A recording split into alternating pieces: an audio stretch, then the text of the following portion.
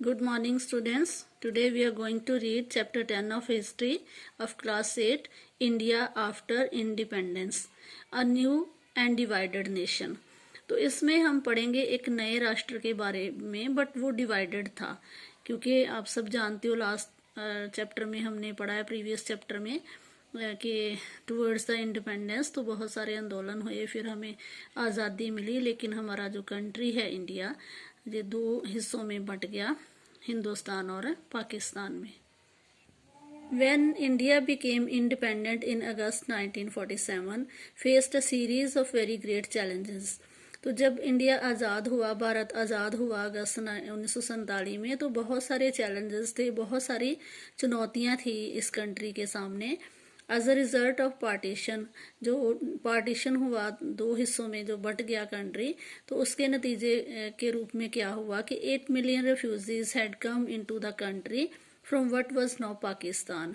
तो 8 million refugees मतलब शरणार्थी कि जिन्होंने आके हिंदुस्तान में शरण लेनी थी, जो पाकिस्तान से, जो पाकिस्तान कंट्री बना वहां से जो लोग आए थे। तो these people had to be found homes and jobs. तो इन लोगों को घर देने थे, इनको जॉब्स देनी थी। जैसे कि आप जानते ही हो कि जब पार्टीशन हुआ तो जहाँ से बड़ी तादाद में मुस्लिम लोग जो थे वो पाकिस्तान में गए, और पाकिस्तान से दूसरी कम्युनिटीज़ के लोग जो थे वो इंडिया में आए। Then there was the problem of the princely states. Princely states भी जो रियासतें थी जहाँ पे राजा का शासन था, जो वफादार थे अंग्रेज़ों के, तो वो अलग थी। Almost 500 of them each ruled by a maharaja और अ नवाब। तो हर एक जो प्रोविंस थी वो एक महाराजा के द्वारा रूल आउट की जाती थी। Each of whom had to be persuaded to join the new nation. तो क्योंकि इनको जब अंग्रेज़ों ने दो हिस्सों में बांटा तो प्रोविंसेस को कहा गया कि उनकी अपनी मर्जी है राजाओं की कि वो इंडिया में शामिल हों, जहाँ वो पाकिस्तान में जाएं, जहाँ इंडिपेंडेंटली वो अपना जो रियासत है उसको चलाते रहें। तो इनको मनाना था कि ये नए राष्ट्र में चले जाएं, या फिर इंडिया को था कि ये इंडिया में ही रह जाएं। The problems of the refugees and the princely states had to be addressed immediately. तो जो शरणार्थियों की समस्या थी और जो प्रिंसली स्टेट्स की समस्या थी, राजाओं की स्टेट्स की समस्या थी, इन दोनों को तो फौरन सुलझाना जो था उसकी ज़रूरत थी। In the longer term, the new nation had to adopt a political system that would best serve the hopes and expectations of its populations. तो लंबे समय की बात करें कि जो बाद वाली चुनौतियां थी उसमें एक इस तरह का राष्ट्र था, नया राष्ट्र जो था, इसमें एक पॉलिटिकल सिस्टम जो था नए तरीके का लेके आना था, इस तरह का सिस्टम के जो लोगों की उम्मीदों के ऊपर खरा उतर सके और बहुत सारे जो लोगों ने पॉपुलेशन ने उम्मीदें लगाई हैं उनको पूरा कर सके।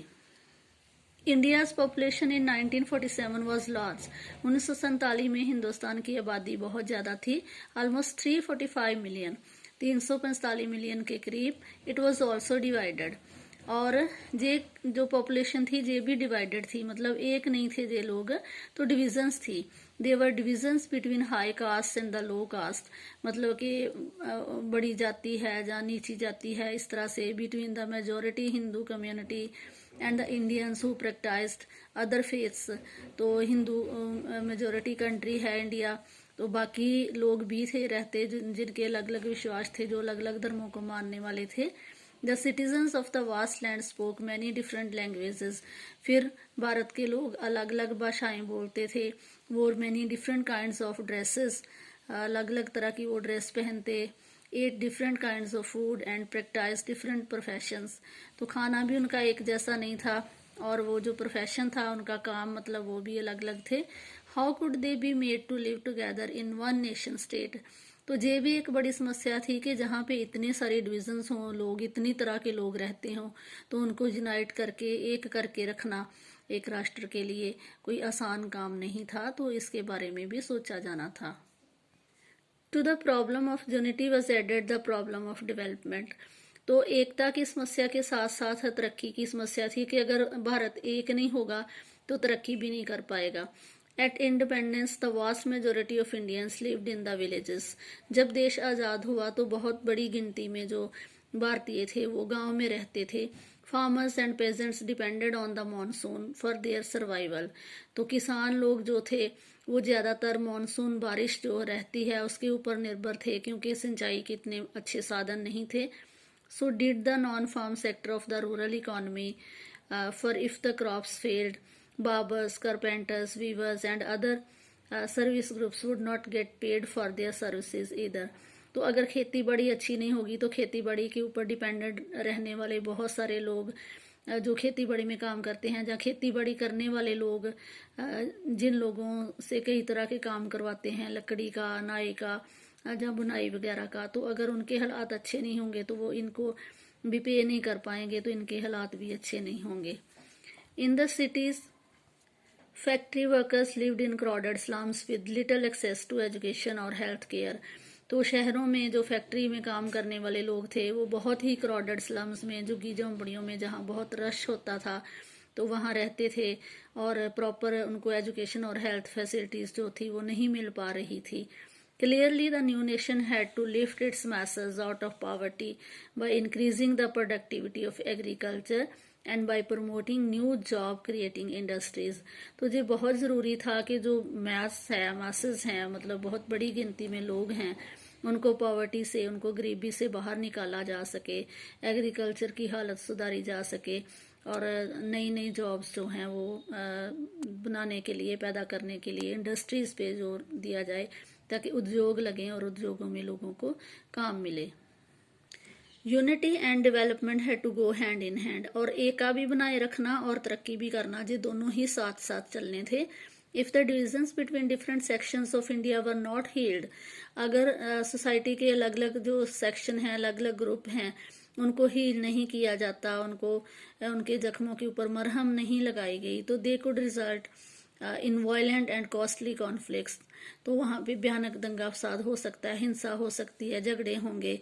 High caste fighting with low caste, जो ऊंची जाति के लोग हैं जो अपने आप को सो कॉल्ड हाई कास्ट, वो लो कास्ट के साथ लड़ेंगे। Hindus with Muslims and so on, और हिंदू और मुसलमान आपस में लड़ाई करते। At the same time if the fruits of economic development did not reach the broad masses of the population, तो अगर जो डेवलपमेंट हुई है, तरक्की हुई है, उसका फल सबको ना मिलता तो it could create fresh divisions. तो इससे और भी डिविजन्स और भी हिस्सों में, ग्रुप्स में बांटे जा सकते थे लोग, जैसे कि between the rich and the poor, गरीब और अमीर में। तो between cities and the country sides, जहाँ शहरों में और कंट्री साइड मतलब विलेज एरिया में, between regions of India that were prosperous and regions that lagged behind. तो कुछ ऐसे रीजन्स भी हो सकते थे कि जो बहुत ही प्रॉस्पेरस, बहुत ही खुशहाल बन जाते, और कुछ जो लैग बिहाइंड वो पीछे रह जाते। तो इन सब चीज़ों को देखे जाना बहुत ज़रूरी था। ये सब चुनौतियां थी जिनका सामना किए जाना, और इनका एक अच्छा सा सल्यूशन निकालना, हल निकालना, ताकि सारे लोग खुशहाल रह सकें, वो बहुत ज़रूरी था।